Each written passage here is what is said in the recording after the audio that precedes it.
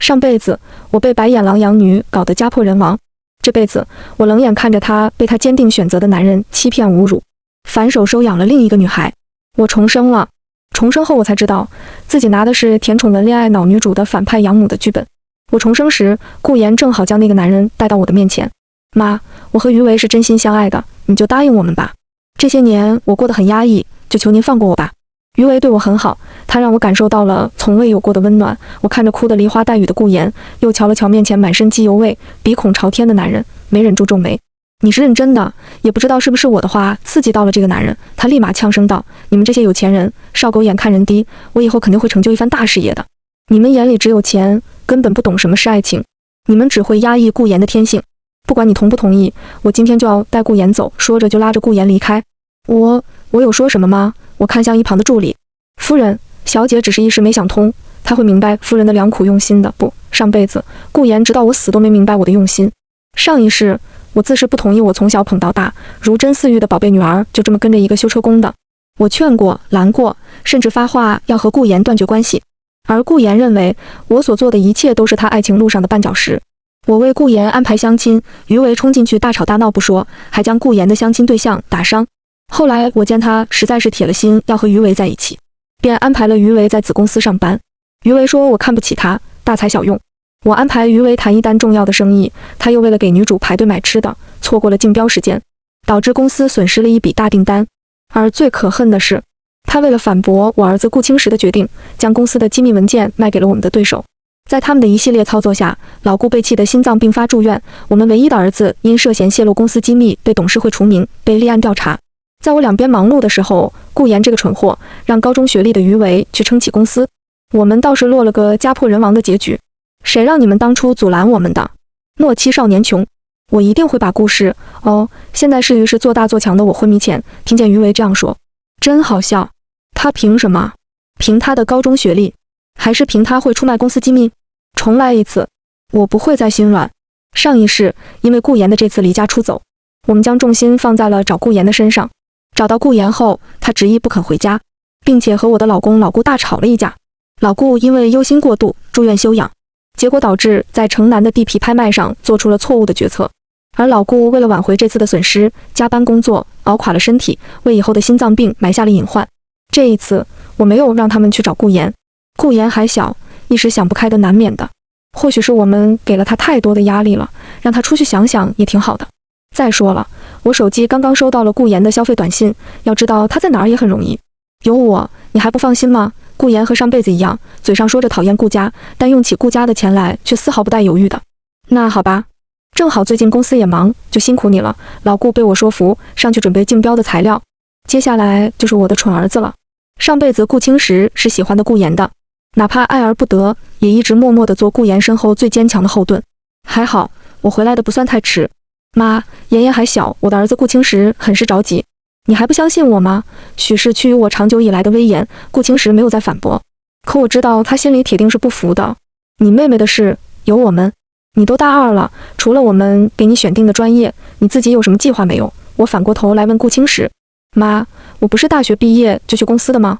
还有什么别的计划？顾青石一脸的不解，好似我问了一个不该问的问题。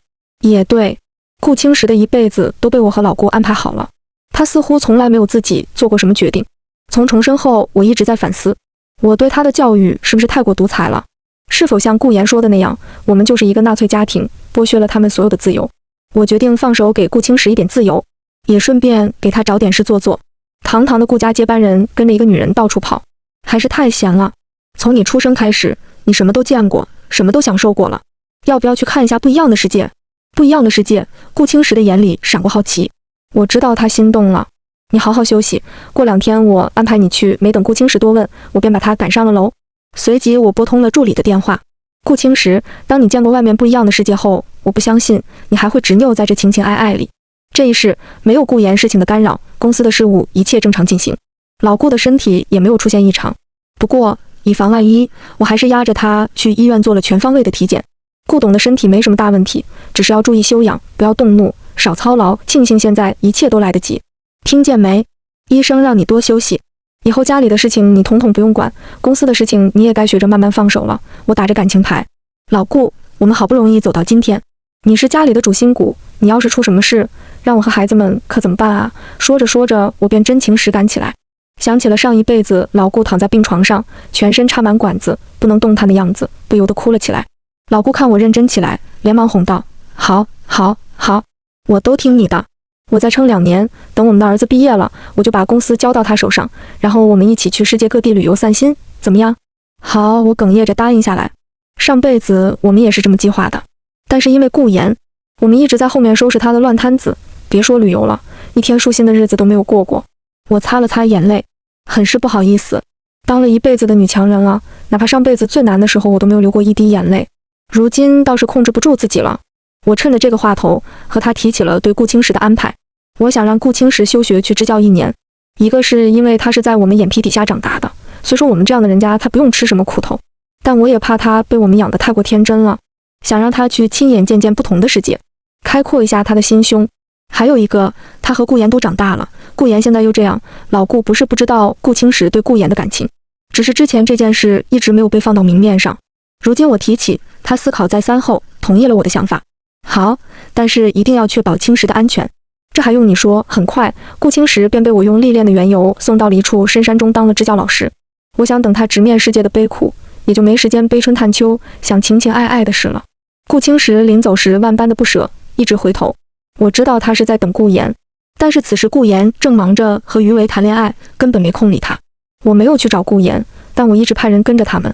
手机上传来顾言的消息，他所说的自由，不过就是和于为半夜在街头赛车，一起纹身，一起喝酒，一起逃票。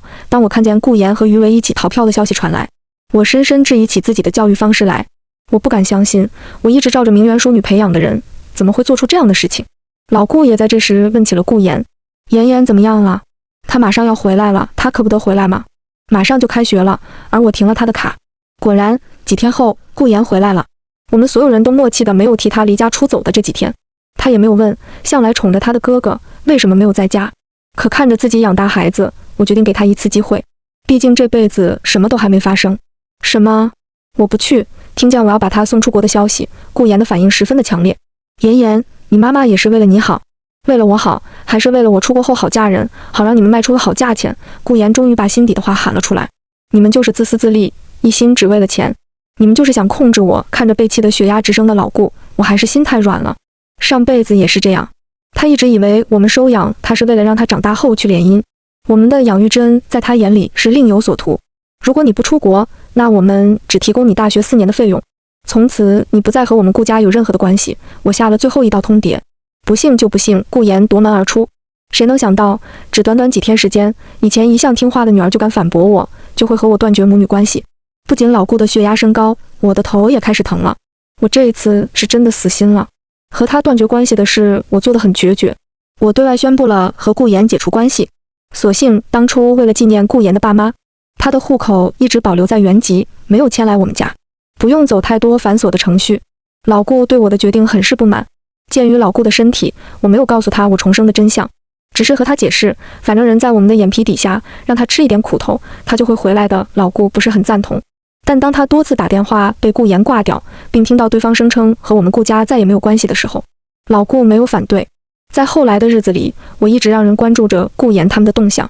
他和学校的人说了，他不再是顾家的人。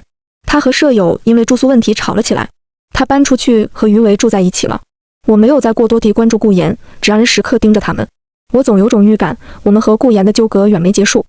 这一天，我的儿子难得地联系我，虽然我在他身边安排了人，确保他没有事，但作为母亲，我还是很担心。妈，我在这里很好。我看着视频的儿子，一阵心疼，黑了，也瘦了。我倒是觉得自己很健康的。妈，我和你说，我从来没见过这样的地方。视频里的侃侃而谈，讲述着他遇到的人和事。我的决定是对的。现在的顾青石没有吃爱情的苦，更加的鲜活，更加的充满生气。妈，我不和你说了，我还有正事要忙，我们还要去帮老乡卖果子呢。说着，顾青石便挂了我的电话。我略微思索，便打电话给了助理，让他以公司的名义向顾青石在的地方捐款。就在我和助理商讨捐助事宜时，顾言闯祸了。可能是看出我对顾言的冷漠，老顾不放心，也找了人在看着顾言。当老顾看到顾言为了一个修车工洗手做羹时，无比的心疼，他要拆散他们。他将顾言骗了出来，安排了一场相亲。结果让不放心跟着出来的于为看见，他不听顾言的解释，上前便将顾言的相亲对象打进了医院。你们这是诱拐少女，我要告你们！于为当着警察的面叫嚣着。我管我自己的女儿，和你有什么关系？此时的老顾被气得直抖。顾言，你说你和他们家还有关系吗？于为一把搂过顾言，无声地宣示着主权。此时，所有人的目光都集中在了顾言的身上。没关系了，大点声，他们听不见。我和顾家没有关系。顾言的声音非常的大，当着那么多人的面，顾言否定我们，还和上辈子一样。在多年的养育之恩面前，他还是毫不犹豫地选择了于为给他的爱情。老顾气得直喘粗气，我知道老顾是真的伤心了。我上前搀扶住老顾，顾言，这是你自己说的，那就当我们10几年的养育之恩都喂了狗吧。我们顾家从此没有你这个女儿。妈，顾言看着我，似有些不舍。妈什么妈？人家顾家家大业大，不在乎你这个女儿，你还乱喊什么？说着，于为就要拉顾言走。言，你真的想好了？老顾闭了闭眼，问了最后一句。顾言，你选谁？于为的语气很是嚣张。我选于为。好得很。于为一脸胜利者的姿态将顾言带走。老顾，我没想到顾言和我们断绝关系的事情提前了几年，老顾竟然还会被气得住院。而老顾住院期间，顾言没有来探望过一次，她在忙着和她的男友搬家。我留给顾言的钱，只要不大手大脚，是能支撑到她毕业找到工作的。但她被我们娇养惯了，所有的东西都是最好的。没多久，他们的钱便花得差不多了。而于为因为偷骑客人的车带顾言去兜风，被老板开除了。于为被开除后，他们彻底失去了生活来源，只能搬去便宜的老居民区居住。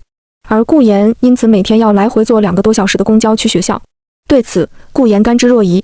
顾小姐啊，不，顾言说这是自由的味道，是他向往的爱情，他不后悔。我笑了。很快他就会吃到爱情的苦了。自从老顾生病后，他也意识到自己的身体不如以前，慢慢的开始放手公司的事情。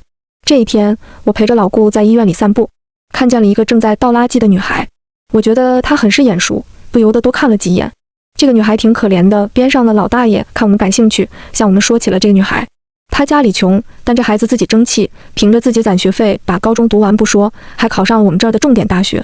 可她爸妈重男轻女，把她好不容易赚的钱偷去给她弟弟用了。这女孩一气之下从家里跑了出来，现在晚上在我们医院当陪床护工，白天自己到大学里到处蹭客厅，也是个可怜人。我听后百感交集。有的人离家出走是为了学习，有的人离家出走是为了爱情。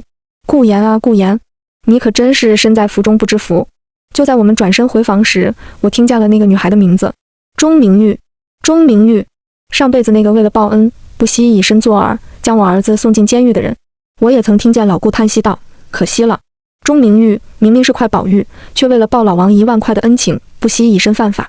这孩子肯吃苦，天赋又高，可惜了。我不止一次听见老顾说钟明玉可惜了，哪怕他设局将我们的儿子送进监狱，老顾也只是说顾青实技不如人。他是真欣赏钟明玉这个孩子。老顾，我们要不要再收养一个孩子？我脱口而出。老顾愣了下，收养就算了，你要是想的话，我们就资助一下他。老顾叹了口气，他被顾言伤心透了。好，我们资助了钟明玉，又找了关系让他重新进入了大学。他对我们感恩戴德。没事的时候，钟明玉会经常去看我和老顾。在和他的交谈中，老顾慢慢发现钟明玉是个可造之才。怎么样，我的眼光好吧？当送走钟明玉时，我笑道，这孩子肯吃苦，天赋又高，是块宝玉，和上辈子一样的评价。我好好教他，等他毕业后应该可以成为青石的得力助手。有钟明玉时不时的陪伴，我们几乎忘掉了那个在我们生活里存在了10几年的孩子。直到这一天，我们收到了顾言大学的通知，学校要开除顾言。于为将顾言的几个舍友打伤了。顾言离开我们家后，在学校里过得并不如意。以前什么事情都有顾家为他出头，他过惯了舒心的日子，性子冷傲，不够圆滑，很容易得罪人。以前有我们顾家在，没人敢说什么。可他为了歌颂自己的伟大的爱情，在学校里大肆宣传他和我们顾家没了关系。他现在是个独立的个体，别人对他便也不再客气。事情的起因也不是什么大事，他长期不在宿舍，他的舍友便把他的床位占用了。最近顾言身体不舒服，中午想在学校午休，一回宿舍发现他的床上堆满了别人的东西，他直接把那些东西扔到了地上。本来是很小的事情，结果顾言回去和于唯一说，于为便跑到学校把人家几位女生都打了。我听到这时也是一阵无语，难道于为解决所有事情的方法都是动粗吗？况且对方还是女孩子，那几位女生的家里也不是吃素的，让孩子住校也只是为了锻炼孩子。在他们的意识里，有问题了都是客气着斯斯文文的解决的。哪料到于为上来便将人打了。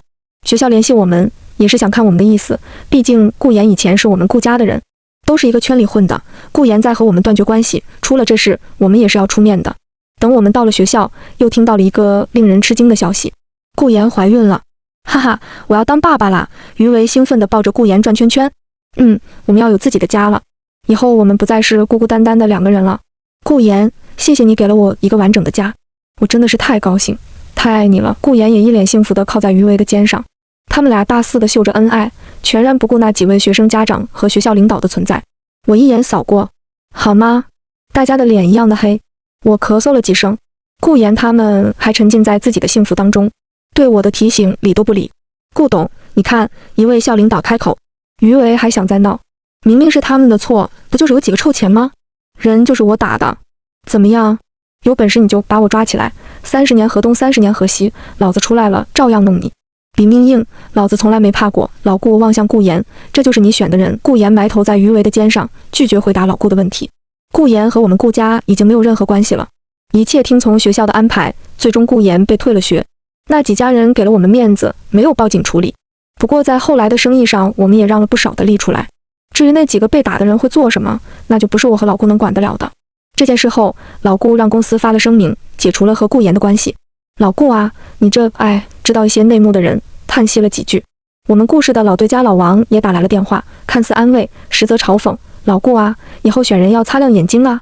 我听说你又资助了一个女孩，要我说有那个闲心，不如多管理管理公司，别又培养出一个……哎呦，你看我这嘴，真是哪壶不开提哪壶。因为上辈子偷的公司机密，就是卖给了他。老王这个人为了利益能够不择手段。重生后，我一直提醒老顾要防着他。对于他的这通电话，我的心态却很好，毕竟他以后的最大帮手钟明玉现在已经是我们的人了，只是不免要再多安慰安慰老顾。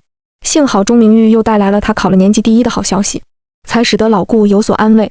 转眼1年多，顾青石支教回来了，他的改变很大。以前的顾青石小年纪便一身孤傲，用其他的人的话来说，就是高冷不好接近。上辈子我看着为了顾言失去生气的儿子也是十分的心疼，好在这辈子一起还来得及。我以前只在新闻里看到过大山里的场景，没想到到了那之后看到的一切更让我震惊。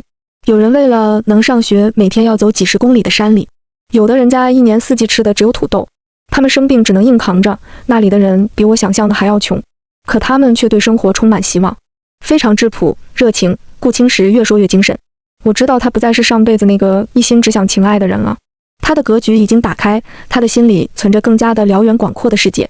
爸妈，我知道我以后想做什么了，我要将故事做强做大，让那些山区里的人能够走出大山，也要让更多的人知道他们，了解他们。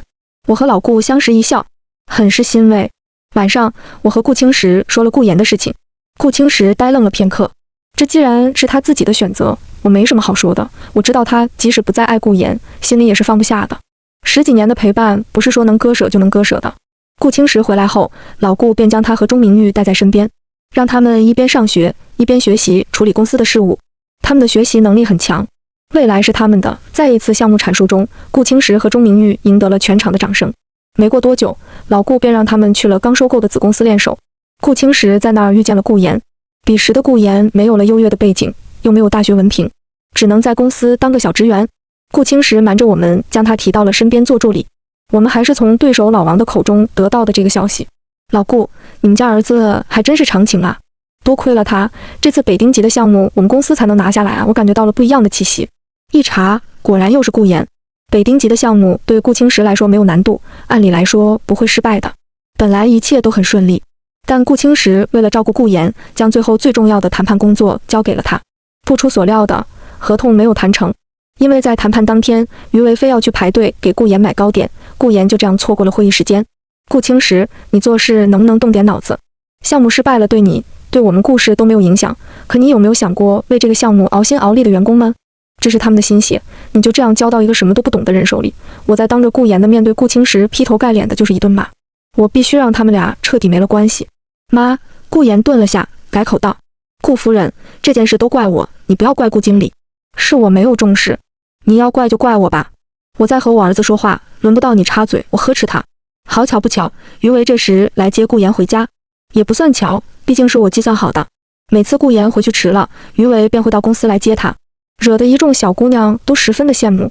只有我知道，这只是于为变态的控制欲在作祟。于为以爱的名义在禁锢着顾妍。你算什么东西，敢和顾妍大吼大叫？你有什么权利不让顾妍说话？于为上来就对我一吼，而顾妍只是默不作声地看着这一切。看到于为对我不尊重，顾青石上前扯住了他的衣领，嘴巴放干净点，眼看就要打起来了。顾妍冲上去拽住了顾青石的手，哥，你放手，别伤了于为，他不是故意的。青石，放手，我出声制止。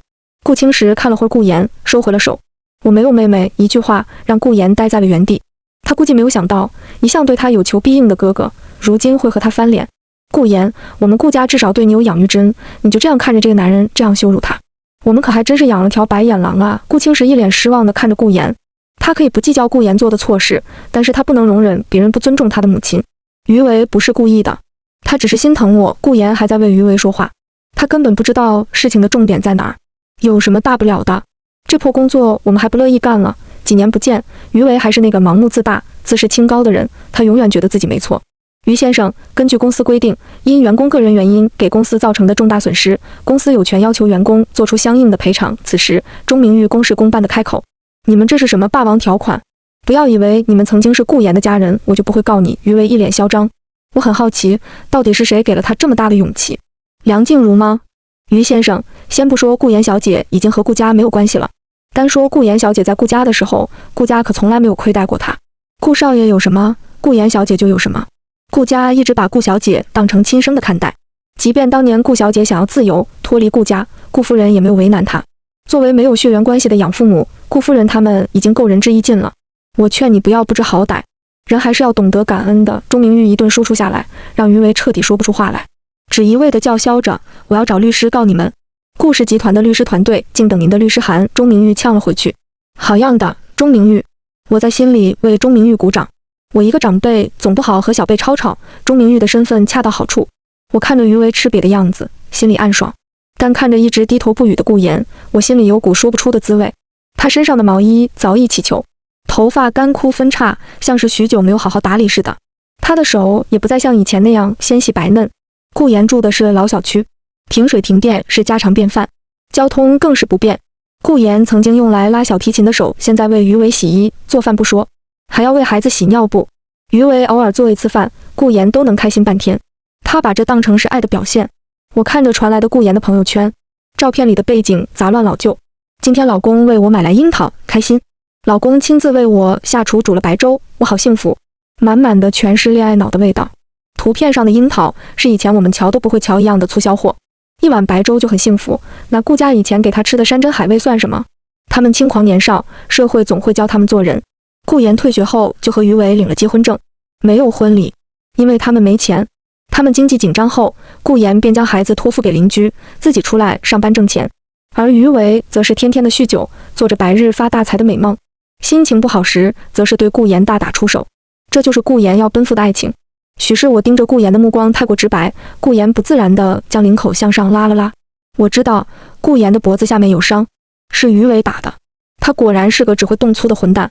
就因为顾妍收了男邻居给的一份水果，于为就骂顾妍水性杨花，不知廉耻，将顾妍打了一顿，还将送水果的男邻居搅得搬了家。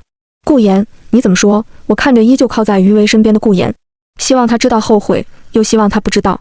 我听我老公的顾妍的声音传来，我闭了闭眼，看在过去的情分上，顾妍你主动离职吧。我听见自己说，呸，这个破班我们还不稀罕上。老婆，我们走，老公养你。我看着顾青石难看的脸色，我知道我们和顾妍是彻底了断了。顾妍，你好自为之。从那以后，我们再也没有关心过顾妍的消息。因为这件事，顾青石被降一级，由钟明玉管理子公司。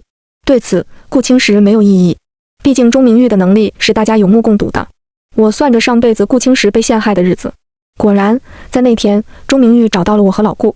顾董夫人，有人出钱收买我，想要我出卖公司的机密，我悬着的心终于放了下来。后面的事情没用我和老顾插手，知道了敌人是谁，并且敌在暗我在明，处理起来十分顺利。老顾也渐渐地将公司交到了顾青石和钟明玉手里，我和老顾终于可以安心的退休，到处旅游了。在老顾退休的第5年，顾氏成立了基金会，专门帮助一些贫苦地区的人们。第7年，顾氏集团成功上市，当看到这条消息的时候，我和老顾正在三亚旅游。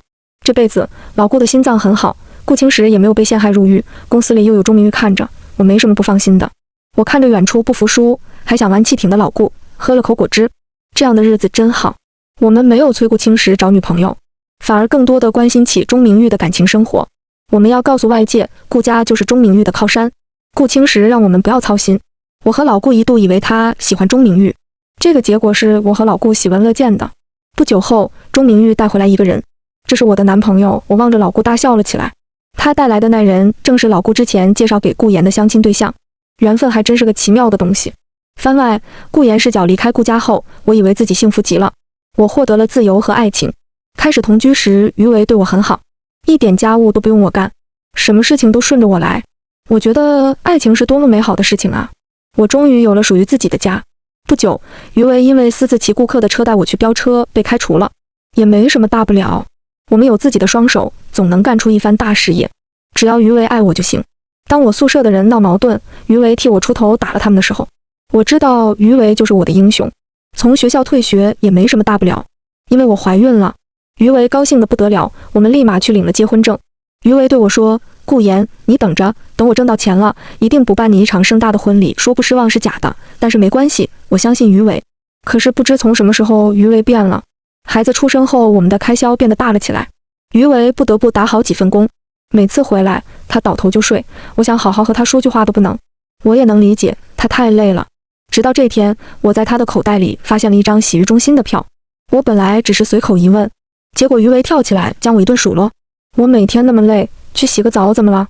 你整天疑神疑鬼的干什么？你要是没事就出去找工作，每天只知道要钱要钱。从那天起，一切都变了。于为经常满身酒气的回来，我劝他少喝点酒，他说这是正常应酬，让我不要多管闲事。等孩子大了一点之后，我将孩子托给了邻居照看，开始出去上班。只是没想到，我上班后，于为对我看得更加的紧了。我只是收了邻居的一份水果，他便动手打了我。事后，于为很是后悔，他单膝下跪向我道歉，并且亲自煮粥给我喝。我原谅了他，他还是爱我的，他也对我更好了，每天都要接我上下班。不久后，我所在的公司被顾氏集团收购，顾青时成了公司的总经理。我没敢告诉于为，怕他让我辞职，毕竟以我的学历很难再找到像顾氏待遇这么好的公司了。我第一次后悔自己一时冲动，没有读完大学。顾青时还是发现了我，他把我提升成了他的助理。我没有拒绝，我太需要钱了。再次见到顾青时，我的内心起了波澜。他现在俨然成了商界新贵，帅气、成熟、金贵。他边上的钟明玉也浑身透露着一股干练的气质。我低头看了看自己，衣服上有没有洗掉的油渍，裤子也是几年前的款式。我的手上因为长期的劳作出现了老茧，长期的家务和工作已经让我认不出自己了。我再也不是以前那个被人捧在手心里的顾家小公主了。在顾青时的帮助下，我慢慢的重拾了信心。他也开始将一些重要的事情交给我做。这一次，他将一份合同交到我手上，只要我谈成了，我的工资就会成倍增长。我在心里嘲笑自己，什么时候开始，我也把钱看得那么重了。可结果，于为毁了这一切。那天早上出发，他非要让我等他，他要去买我最喜欢的糕点给我吃。在去的路上，他因为闯红灯和别人发生了摩擦，显而易见的，我迟到了，项目没有谈成。我找顾青时承认错误时，看见了顾夫人。岁月眷顾着顾夫人，她依旧是那样高贵优雅。她看向我的眼神让我自惭形秽，她肯定对我很失望，我对自己也是很失望的。于为还是知道了我在顾氏工作的事情，他帮我辞了职，带走了我。回到家，他第二次打了我，很疼。清醒后的于为向我道歉，说他后悔了。我看着痛哭流涕的他，心软了，我原谅了他。于为禁止我出去上班，但他开始夜不归宿。我发过去的信息不回，打过的电话他也不接。在我担心他出事去找他的那天，他又打了我，怪我让他在朋友面前丢了面子。他的身上开始出现了香水味。有一次我在他的衣服上看见了口红印，我拿着口红印质问他，男人吗？逢场作戏总会是有的。那我爸他们怎么不像你这样，在孩子的哭声中，我们开始了史无前例的争吵。他打伤了我，我也打了他。我包扎着伤口，看着屋子里的满地狼藉，痛哭流涕。我后悔了，我怎么会变成这样？要不是因为于为，我还是顾家被捧在手里的大小姐，永远也不会因为1块钱的菜价和小贩争论不休，永远不会一件衣服穿了3年还舍不得买新的。永远不会因为柴米油盐而困苦。那一晚，我抱着孩子，大声地哭泣着，而于为又出去喝酒了。第二天，于为又煮了粥向我道歉。这些年，他好像一犯错就煮粥。以前的我为什么会因为一碗粥而感动呢？我现在看着只觉得无比恶心。我提出了离婚，果然于为又动手了。可我没想到，他将家里的一切通信设备都收走了。他把我锁在了家里。终于有一次，我趁着他酒醉睡着后，带着孩子逃了出来。我不知道我能去哪儿。我离开了这座城市，时不时的能从电视里得知顾氏的消息。他们成立了基金会，顾氏成功上市了，钟明玉结婚了，顾青石也有了女朋友，大家越过越好。那就好。